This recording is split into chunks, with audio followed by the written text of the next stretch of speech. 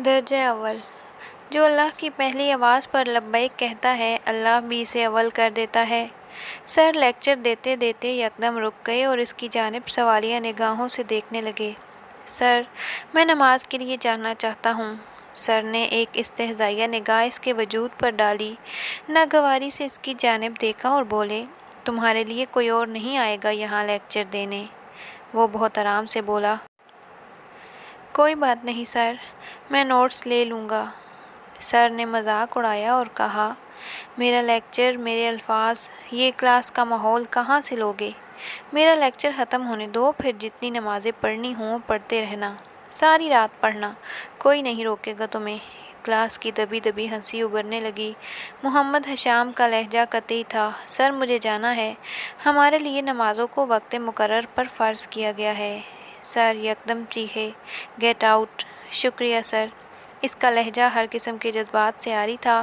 کسی مشین کی مانند محمد حشام چل کھڑا ہوا اور کلاس سے نکل گیا۔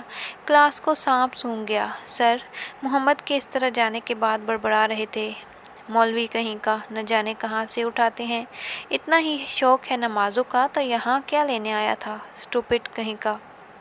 دوسرا منظر، میم میں جا سکتی ہوں؟ What? Ma'am can I leave the class? Ma'am نے تیوری چڑھا کر پوچھا۔ Yes but why? فاطمہ نے متانت سے کہا، میم مجھے نماز پڑھنی ہے۔ میم نے ناگواری سے اس کی جانب دیکھا اور بولی، ہم بھی مسلمان ہیں، ہم بھی نماز پڑھتے ہیں، بعد میں پڑھ لینا، یہ لیکچر بعد میں کون سمجھائے گا تمہیں؟ فاطمہ بولی، میم مجھے بس 5 منٹ چاہیے۔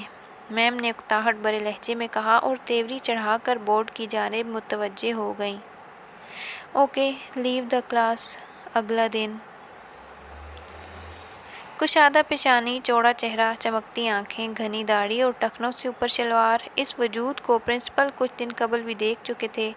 آج یہ وجود پھر سے ان کے روبرو بیٹھا تھا۔ السلام علیکم۔ اکیڈمی کے پرنسپل گھٹن محسوس کر رہے تھے، بولے، وعلیکم السلام۔ وہ صاحب گویا ہوئے، میرا حسن ظن تھا کہ اگر طلبہ نماز کے لیے جانا چاہیں تو انہیں بصر و چشم اجازت دی جاتی ہوگی، مگر یہاں معاملہ خاصا مختلف تھا۔ پرنسپل نے گلاس میں پانی انڈیلا۔ کیا کہنا چاہتے ہیں آپ؟ مولانا فرمانے لگے، میرے 2 بچے یہاں پڑھتے ہیں، انہیں بوقت نماز کلاس سے جانے کی اجازت دیجیے، انہیں روکا نہ جائے۔ پرنسپل نے پانی کا گھونٹ بھرا اور نہایت تحمل سے مولانا کو سادہ الفاظ میں سمجھانے کی کوشش کی۔ دیکھیے مولانا، استاد کا لیکچر بڑا اہم ہوتا ہے، بچے کا حرج ہوگا، وہ اسے پورا نہیں کر سکے گا۔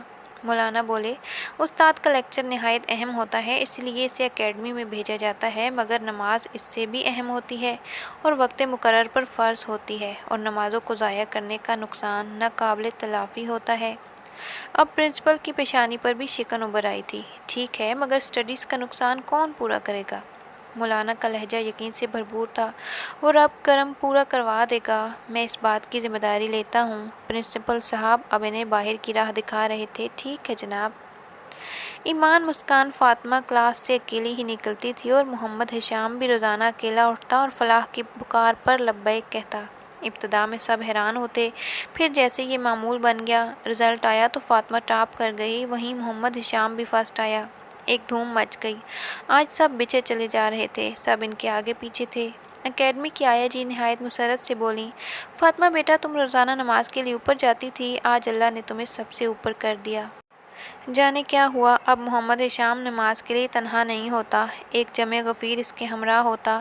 سر کو بریک دینا پڑتی، لڑکے مساجد چلے جاتے اور آخر ایک دن سر نے چٹائی منگوائی اور کہا، یہیں جماعت کروا لیا کرو۔ نتیجتاً وہ اکیڈمی جہاں نماز کا مذاق اڑایا جا رہا تھا، آج وہاں اذان گونجتی تھی۔